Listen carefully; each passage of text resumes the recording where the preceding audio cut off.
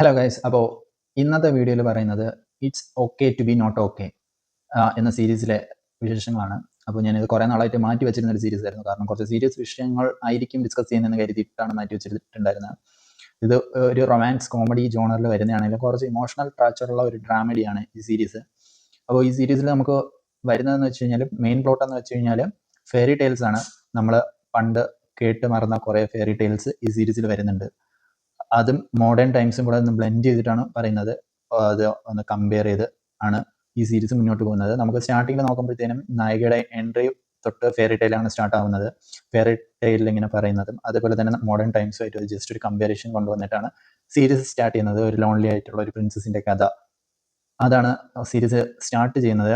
അപ്പോൾ സീരീസിൽ നായകൻ്റെ ഒരു ബ്രദറുണ്ട്. ബ്രദറിന് ഓട്ടിസം ബാധിച്ച ഒരു ബ്രദറാണ്. അപ്പോൾ പുള്ളിക്കാരനെ കൊച്ചിൽ നിന്ന് മുതൽ ടേക്ക് കെയർ ചെയ്യുന്നത് ഈ ചെറിയ യങ്ങർ ബ്രദറാണ്. അപ്പോൾ ഈ എൽഡർ ബ്രദറിന് വേണ്ടി ലൈഫ് മാറ്റി വെച്ചിരിക്കുന്ന ഒരു യങ്ങർ ബ്രദറാണ് ഈ സീരീസിൽ റെപ്രസെന്റ് ചെയ്യുന്നത്. അപ്പോൾ അങ്ങനെ ഓൾഡർ ബ്രദറിന് വേണ്ടി ലൈഫ് ഇങ്ങനെ പുള്ളിക്കാരനെ മാത്രം നോക്കി, പുള്ളിക്കാരന് പാസ്റ്റിലൊരു ട്രോമയുണ്ട്. അപ്പോൾ ആ ട്രോമ കാരണം പുള്ളിക്കാരൻ 10 മാസത്തിൽ കൂടുതൽ ഒരിടത്തും നിൽക്കാൻ പറ്റത്തില്ല. അപ്പോൾ വർഷങ്ങളായിട്ട് 10-13 വർഷങ്ങളായിട്ട് ഓരോ 10 മാസം കഴിയുന്തോറും അവരിങ്ങനെ മൂവ് ഓൺ ചെയ്ത് ഓരോ സ്ഥലത്തോട്ട് മാറും. അവിടുത്തെ ജോലി നോക്കും. അങ്ങനെ ഇങ്ങനെ പോയിക്കൊണ്ടിരിക്കുകയായിരുന്നു. അപ്പോൾ നമ്മുടെ നായിക എന്ന് പറയുന്നത് അതേപോലെ തന്നെ ഭയങ്കര ലോൺലി അടിച്ച് നടക്കുന്ന ഒരു നായികയാണ്. എല്ലാവരെയും ദേഷ്യപ്പെട്ട് അതേപോലെ തന്നെ വളരെ ലൗഡായിട്ട് സംസാരിക്കുന്ന ഒരു നായികയും കൂടെയാണ്. എല്ലാവരുടെയും ദേഷ്യമാണ്, അഹങ്കാരിയാണ്, തൻ്റെ ഇടിക്കാരിയാണ്. അങ്ങനത്തെ ഒരു രീതിയിൽ ആരും മൈൻഡ് ചെയ്യത്തില്ല. ഒരു ദയാദാക്ഷിണ്യം ഇല്ലാത്ത ഒരു നായികയാണ്. അതേപോലെ തന്നെ ഇതിലെ നായിക എന്ന് പറയുന്നത് കഥ എഴുതുന്ന ഫെയറി ടെയിൽസ് എഴുതുന്ന ഒരു വ്യക്തിയാണ് നമ്മുടെ നായിക എന്ന് പറയുന്നത്. പുള്ളിക്കാരിക്ക് വേറെ ആരുമായിട്ട് അങ്ങനെ വലിയ അടുപ്പവും കാര്യങ്ങളൊന്നുമില്ല. അങ്ങനെയാണ് ഇവർ ഒരു പ്രത്യേക സാഹചര്യത്തിൽ ഇവർ കണ്ടുമുട്ടുന്നതും അതിലോട്ട് പോകുന്ന സ്റ്റോറി ലൈനുമാണ് പറയുന്നത്. ഇതിൽ എടുത്തു പറയേണ്ടതെന്ന് വെച്ച് കഴിഞ്ഞാൽ നായികയുടെ ആക്ടിങ് ആണ്.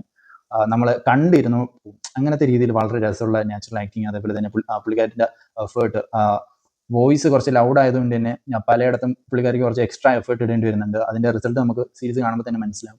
വളരെ നല്ല രീതിയിൽ നമുക്ക് കണ്ടുകൊണ്ടിരിക്കാം. പുള്ളിക്കാരിയുടെ ഫേഷ്യൽ എക്സ്പ്രഷനും അതേപോലെ തന്നെ നല്ല കോൾഡ് ഹാർട്ടഡ് ആയിട്ടുള്ള ഒരാളെ റെപ്രസെന്റ് ചെയ്യുന്ന രീതിയും അതേപോലെ തന്നെ നല്ല രീതിയിൽ തന്നെ പുള്ളിക്കാരിയുടെ ഡയലോഗ് ഡെലിവറീസും നല്ല രസമുണ്ടായിരുന്നു. അതേപോലെ തന്നെ സ്റ്റോറി ടെല്ലിങ്, ഞാൻ പറഞ്ഞ പോലെ തന്നെ ഫെയറി ടെയിൽസ് ആണ് കൂടുതൽ പറയുന്നത്. അപ്പോൾ കുറേ നരേഷൻ പാർട്ട് വരുന്നുണ്ട്. അപ്പോൾ ആ നരേഷൻ പാർട്ടിൽ നമ്മുടെ പുള്ളിക്കാരി വളരെ നല്ല രീതിയിൽ നരേറ്റ് ചെയ്യുന്നുണ്ട്. കേട്ടിരുന്നു, അത് നന്നായിട്ട് നരേറ്റ് ചെയ്യുന്നുണ്ടായിരുന്നു. അപ്പോൾ 16 എപ്പിസോഡിലും ഓരോ സ്റ്റോറി വെച്ച് ഇങ്ങനെ നരേറ്റ് ചെയ്യുന്നുണ്ട്. നല്ല രസമുണ്ട് ഇങ്ങനെ കേട്ടോണ്ടിരിക്കാൻ വേണ്ടി. നല്ല രസമുണ്ട്. പിന്നെ അതേപോലെ തന്നെ ഇതൊരു ചെറിയൊരു ഇമോഷണൽ സീരീസ് ആയതുകൊണ്ട് തന്നെ കുറച്ച് ലാഗ് അവിടെ ഇവിടെ നമുക്ക് ഫീൽ ചെയ്യും. പക്ഷേ നല്ല രീതിയിൽ ബ്ലെൻഡ് ആയിട്ട് പോയിട്ടുണ്ട്. അതേപോലെ തന്നെ എടുത്തു പറയേണ്ട OST ട്രാക്ക് വളരെ ബ്യൂട്ടിഫുൾ ആയിട്ടുള്ള കുറേ ട്രാക്ക് ഉണ്ട്. അത് ഞാൻ സെപ്പറേറ്റ് എടുത്തിട്ട് ഞാൻ കേട്ടോണ്ടിരിക്കും. നല്ല രസമുള്ള സൗണ്ടും മ്യൂസിക്കും കാര്യങ്ങളൊക്കെയാണ്. അതേപോലെ തന്നെ അതിന് ചേർന്നിട്ടുള്ള സിനിമാറ്റോഗ്രാഫി അതേപോലെ തന്നെ എഡിറ്റിങ്ങും വളരെ നല്ലതായിട്ടുണ്ടായിരുന്നു. കാരണം സാധാരണ ഒരു റൊമാൻസ് കോമഡി ജോണറിൽ വരുന്ന ഒരു സീരീസിൽ അങ്ങനെ വലിയ എഡിറ്റിങ്ങോ അങ്ങനെ വലിയ സിനിമാറ്റോഗ്രാഫി അങ്ങനെയൊന്നുമില്ല. സാധാരണ കാണുമ്പോൾ തന്നെയുള്ള ഒരു പരിപാടിയായിരിക്കും മിക്കൻ കൊറിയൻ ഡ്രാമാസിലും കാണാറ്. പക്ഷേ ഇതിൽ വരുമ്പോഴത്തേനും നമുക്ക് ഇങ്ങനെ കണ്ടുകൊണ്ടിരിക്കും. ഈച്ച് ഫ്രെയിം വളരെ ബ്യൂട്ടിഫുൾ ആയിട്ട് എടുത്തിട്ടുണ്ടായിരുന്നു. അതേപോലെ തന്നെ നല്ല ടെക്നോളജി ഒക്കെ വളരെ നന്നായിട്ട് യൂസ് ചെയ്തിട്ടുള്ള ഒരു സീരീസാണ്. ഡയറക്ഷനും അതിനൊപ്പം നല്ല ഒരു എല്ലാത്തിനും ഒരു ടോപ്പ് നോച്ച് ലെവലിൽ ഉള്ള ഒരു സീരീസാണ്. ഈ സീരീസിലെ ടൈറ്റിൽ പറയുന്ന പോലെ തന്നെ എല്ലായ്പ്പോഴും നമ്മൾ ഓക്കെ ആയിരിക്കത്തില്ല, പക്ഷേ ഈ ഓക്കെ അല്ലാത്തിരിക്കുന്ന സമയവും ഓക്കെ ആണ് എന്നാണ് ഈ സീരീസും പറയുന്നത്.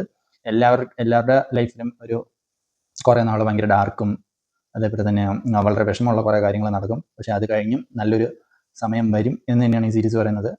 പിന്നെ സാധാരണ കൊറിയൻ ഡ്രാമാസിൽ കാണുന്ന പോലെ തന്നെ ക്യൂട്ട്നെസ്സും കാര്യങ്ങളൊന്നും ഈ സീരീസിൽ ഇല്ല. കാരണം നമ്മുടെ നായിക കുറച്ച് കോൾഡ് ഹാർട്ടഡ് ആയിട്ടുള്ള നായികയാണ്. അപ്പോൾ പുള്ളിക്കാരിയുടെ എക്സ്പ്രഷനും കാര്യങ്ങളൊക്കെ നല്ല രസമുണ്ട്. പുള്ളിക്കാരിയെ കണ്ടുകൊണ്ടിരിക്കാൻ വേണ്ടിയിട്ട് ഈ സീരീസ് ഫുൾ ഇങ്ങനെ കണ്ടുകൊണ്ടിരിക്കാൻ വേണ്ടി തോന്നുന്നു. നല്ല രസമുണ്ടായിരുന്നു പുള്ളിക്കാരി. അതേപോലെ തന്നെ ഈ സീരീസിൽ എടുത്തു പറയേണ്ട സാധാ കൊറിയൻ ഡ്രാമാസിൽ വരുന്ന പോലെ തന്നെ ചില ലവ് ട്രയാങ്കിൾസും അങ്ങനത്തെ കാര്യങ്ങളൊക്കെ വരുന്നുണ്ട്. എന്തായാലും നല്ലൊരു ഹാപ്പി എൻഡിങ് ആണ്. എങ്കിലും ക്ലൈമാക്സ് നമുക്കൊരു നല്ലൊരു ക്ലോഷർ പ്രേക്ഷകർക്ക് നല്ലൊരു ക്ലോഷർ കിട്ടുന്നില്ല എന്ന് എനിക്കൊരു ചെറിയ ഫീൽ തോന്നി. ക്ലൈമാക്സ് എത്തിയപ്പോൾ നമ്മുടെ ക്ലൈമാക്സ് ഒരു 2 എപ്പിസോഡ് കുറച്ച് എന്തോ പോലെ, പക്ഷെ എന്നാലും കുഴപ്പമില്ല, നല്ല കൊള്ളാന്നുള്ള കഥ. ഡ്രാമ വെച്ച് നോക്കുമ്പോഴത്തേനും ഓക്കെയാണ്, കണ്ടുകൊണ്ടിരിക്കാൻ അത്യാവശ്യം നല്ല രസമുണ്ട്. ഞാൻ കണ്ടിട്ടുള്ള ടോപ്പ് 5 ഇൻക്ലൂഡ് ചെയ്യാൻ പറ്റുന്ന ഒരു സീരീസ് തന്നെയാണ്. ഇതുവരെ ഈ സീരീസ് കണ്ടിട്ടില്ലാത്തവരാണ് കുറച്ച് ഇമോഷണൽ ലവ് ട്രാക്ക് ഇഷ്ടമുള്ള ആൾക്കാർക്ക് ഇത് നല്ല സ്യൂട്ടബിൾ ആയിരിക്കും. കോമഡിയാണ് പറയുന്നുണ്ടെങ്കിലും ചെറിയ അവിടെ ചെറിയ കോമഡീസ് മാത്രമേ ഉള്ളൂ. ത്രൂ ഔട്ട് കോമഡിയുള്ള സീരീസ് അല്ല. കണ്ടവരാരെങ്കിലും ഉണ്ടെങ്കിൽ അഭിപ്രായം അറിയിക്കാം.